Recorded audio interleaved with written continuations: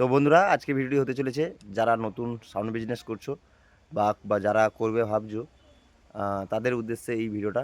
তো তোমরা কন্টিনিউ পুরো ভিডিওটা দেখতে থাকো। যারা নতুন আছো পেজটিকে ফলো করে রাখবে, এবং যারা ইউটিউব থেকে দেখছো চ্যানেলটিকে অবশ্যই সাবস্ক্রাইব করে রাখবে। তো যদিও সেরকম ইউটিউবে অতটা ভিডিও ছাড়া হচ্ছে না কিছু কারণের জন্য, তো তবুও তোমরা ফেসবুক থেকে যারা দেখছো তোমাদের অসংখ্য ধন্যবাদ। 25K হতে চলেছে, তার জন্য 25K হতে আর কিছু মাত্র বাকি আছে। তোমরা যারা নতুন আছো তারা অবশ্যই করে দাও। আর আমি অনেকেই দেখছি তোমরা ভিডিও দেখছো, পুরো 90% আমার ফলোয়ার্সরা বাদে যারা ভিডিও দেখছো তারা সব বাইরে থেকে দেখছো, মানে 20-30% আমার ফলোয়ার্সরা তারা দেখছো, আর বাদ বাকি 90%রা সবাই তোমরা অনেকেই দেখছো, তোমরা ফলো করছো না। তোমাদের কাছে একটাই রিকোয়েস্ট থাকলো, তোমরা অবশ্যই ফলো করে রাখো আমার এই পেজটি। সাউন্ড সিস্টেম নিয়ে কোনো ভিডিও ভালো লেগে থাকলে অবশ্যই আমার এই চ্যানেলটাকে ফলো করে রাখতে পারো। তো এখন বিশেষ কথা যেটা আপনাদের বলি, সাউন্ড বিজনেস তো সবাই ভাবে যে সব থেকে বেস্ট কোনটা হয়, ঠিক আছে? তো তার জন্য ওনারা কি করে, যে টাকা ম্যাটার করে না, ঠিক আছে?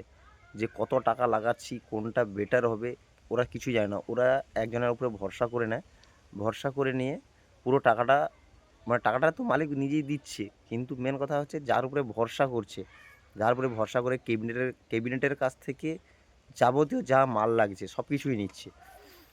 তারা জানে না আমার সঙ্গে হয়েছে, আমার সঙ্গে এরকম এটা হয়েছে, স্ক্যামটা হয়েছে, ঠিক আছে? তাই আমি বলছি, আমার সঙ্গে পুরো এক্স্যাক্টলি মেশিনের কাছ থেকে এর আগে আজকে 3 বছর আগে, মানে এই সেটআপটা যে এখন আমি করিয়েছি, মানে আপডেট আনিয়েছি, তার অনেকটা আগে, তার আরও আগে আমার সঙ্গে পুরো সেম কেস হয়েছে। মেশিনের ক্ষেত্রে হোক, বক্সের ক্যাবিনেটের ক্ষেত্রে হোক, বা যেসব মেশিনগুলো আছে, তোমার প্রেসার বোর্ড, হর্ন সার্কিট, তারপর তোমার ডট বাক্সতে যেসব জিনিস লাগানো থাকে ডিবির কাছ থেকে সব কিছুতে আমি এমনভাবে আমার কাছে মানে স্ক্যাম হয়েছে, আমি বলবো মানে পুরোটাই ডবল খরচা হয়েছে।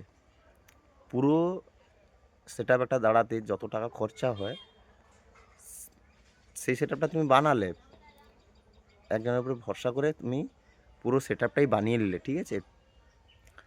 কিন্তু তোমাকে এমনভাবে ক্যাবিনেটওয়ালা হোক বা স্পিকার যে দিচ্ছে, তোমার যদি নলেজ না থাকে না, তোমার যদি সাউন্ড সিস্টেম নিয়ে ততটা বেশি তোমার যদি নলেজ না থাকে, আর নলেজ থাকলেও তোমাকে এমনভাবে এমনভাবে ধরিয়ে দেবে, ঠিক আছে? তুমি বুঝতে পারবে না যে কখন তোমার টাকা ছেড়ে দিয়েছে আর কখন তুমি বোকা মেনে গেছো, তুমি নিজে ধরতে পারবে না, ঠিক আছে? তো মেশিন সম্বন্ধে একটু জানা থাকা দরকার। যারা সাউন্ড সিস্টেম করছো তাদের বলি যে কারো উপরে একদম বিশ্বাস করে কোনো কিছু করতে যেও না, ঠিক আছে? কাউকে ধরে কোনো কিছু করতে যেও না। তুমি নিজে 10 জায়গায় বোঝো ব্যাপারটা কীরম কী, ঠিক আছে? অরিজিনাল বা ডুপ্লিকেট অনেক কিছুর তো ব্যাপার থাকে, তবুও আপনাদের বলবো আপনারা 10 জায়গায় বুঝুন। 10 জায়গায় বোঝার পরে আপনি নিজেই সিদ্ধান্ত নিন, নিজের মতো করে নিজে আপনি সেট বানান, ঠিক আছে? অন্য কারোর কথাতে অমুকজন বাজাচ্ছে, অমুক সেটা বলা এই মেশিন দিয়ে বাজাচ্ছে, আরে ওই মেশিন দিয়ে বাজাচ্ছে বলে যে আপনারটা ভালো বাজবে, বা আপনি কোন স্পিকার দিয়ে বাজাচ্ছেন, ওনারা কী স্পিকার দিয়ে বাজাচ্ছে আপনি তো সেটা জানেন না, ঠিক আছে? আপনি কী স্পিকার দিচ্ছেন, কী অ্যাম্প্লিফায়ার দিয়ে ভালো হবে, সেটা আগে নিজে বুঝতে শিখুন, তারপর সেটআপ করবেন।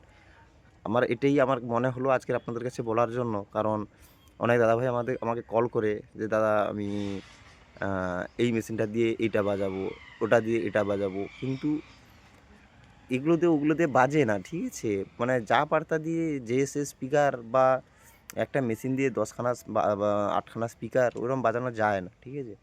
তার জন্য আলাদা আলাদা রকমের স্পিকার আছে, 2 ohms, 4 ohms, 8 ohms, এদের মধ্যে অনেক কিছু ভাগ রয়েছে, ওগুলো নিয়ে আরেকদিন আপনাদের সঙ্গে আমি আলোচনা করব। কিন্তু মেন বিষয় হচ্ছে যেটা, আপনাকে নিজেকে বুঝতে শিখতে হবে যে কোন মেশিনটা কীরকম পারফরমেন্স দেয়, কোনটা কীরকম। ইউটিউবে অনেক ভিডিও রয়েছে, মেশিনের অনেক ভিডিও রয়েছে, আপনি কেন ওরটা দেখে নেবেন?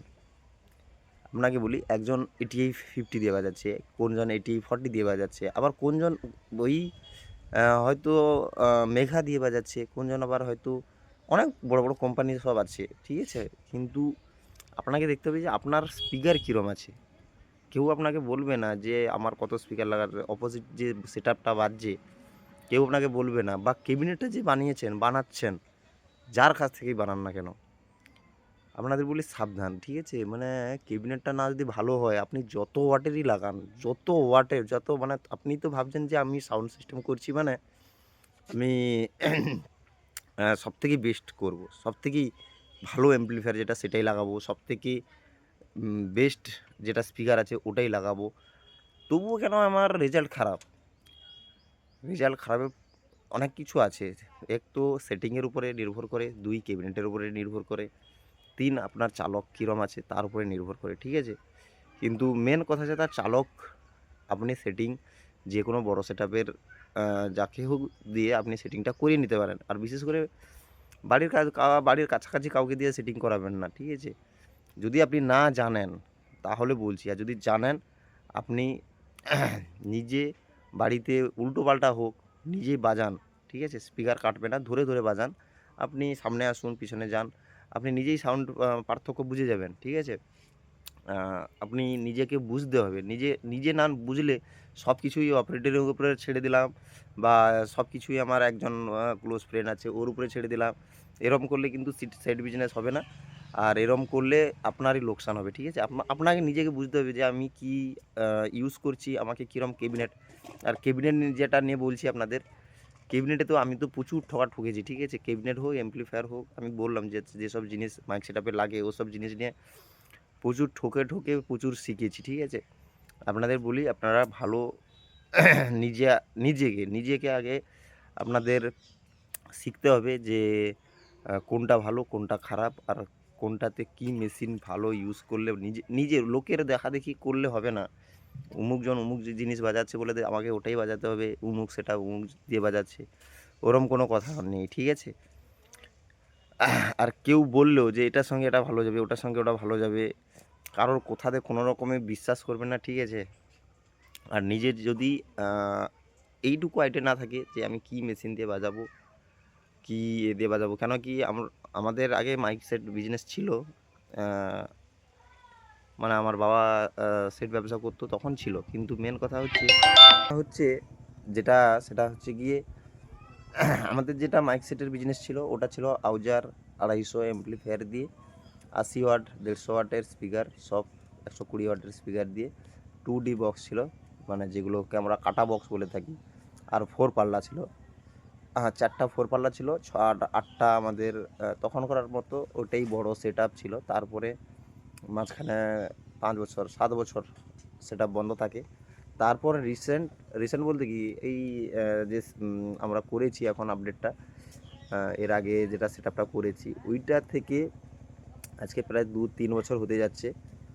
মানে বলার শেষ নেই, যা ঠকেছি সে বলার শেষ নেই। আপনাদের তাই বলি, আমরা তো আগে এইসব সম্বন্ধে জানতাম না, C20 ABX এইগুলো সম্বন্ধে জানতাম না, কিন্তু পরক্ষণে নেটে সার্চ করে অনেক কিছু দেখলাম, অনেক কিছু বুঝলাম, তারপরে গিয়ে তবুও আমার কাছে যে একটা যেগুলো পুরাতনগুলো ছিল ওগুলো অনেক কষ্টে বিক্রি করেছি। যেসব ম্যাচিং করছিল না ওই সেটআপের সঙ্গে, এর সঙ্গে ম্যাচিং হচ্ছিল না, তো ওগুলো যাই হোক বিক্রি করে দিয়েছি। বিক্রি করে দিয়ে এখন নিজের মতো করেছি অনেকটাই, লোকের কাছ থেকে ঠকে ঠিক আছে? তো আপনাদের নিজস্ব একটু জ্ঞান থাকা চাই। আর বক্স হোক, ক্যাবিনেট হোক, যে কোনো জিনিস হোক আপনারা বুঝে সুঝে নেবেন, কেন কি সেটআপ ব্যবসা এরম নয় যে আপনি টাকা লাগিয়ে দিলেন, তারপর এমন একটা বিজনেস টাকা লাগিয়ে দিলেন যে ভাবলেন যে এরপরে ইনকাম আর ইনকাম, একবার করে নিয়েছি মানে এখন 5 বছর চোখ বুঝেই এখন আমি থাকতে পারি, ওরকম হবে না। এখনকার যুগ, প্রত্যেক বছর আপডেট চাই এবং হাই আপডেট চাই। যাদের হাই আপডেট থাকবে তাদের হচ্ছে তোমার রমরমা সেট চলবে, তার মধ্যে আবার প্রশাসন আছে। তো যাই হোক আপনাদের বলি, আপনারা যেগুলো নেবেন যেখান থেকেই নেবেন আগে 10 জায়গায় বুঝুন। একটা দোকান তো নেই, তারপরে এখন অনলাইনে সব কিছুই আপনি পেয়ে যাবেন, প্রত্যেকটা জিনিসই পেয়ে যাবেন, প্রত্যেকটা জিনিসের পারফরমেন্স কেমন, কত অংশে কত ওয়াট বেরোচ্ছে, কত কী সব কিছুই পেয়ে যাবেন, ঠিক আছে? আর নতুন হলে অবশ্যই আমার পেজটিকে ফলো করে রাখবেন এইরকম ভিডিও পাওয়ার জন্য, এবং আপনাদের ভালোবাসায় 25K হতে চলেছে, তার জন্য অসংখ্য ধন্যবাদ সবাইকে। আর এরকম ভালোবাসা দিতে থাকো, পরক্ষণে আবার ভিডিওতে দেখা হবে।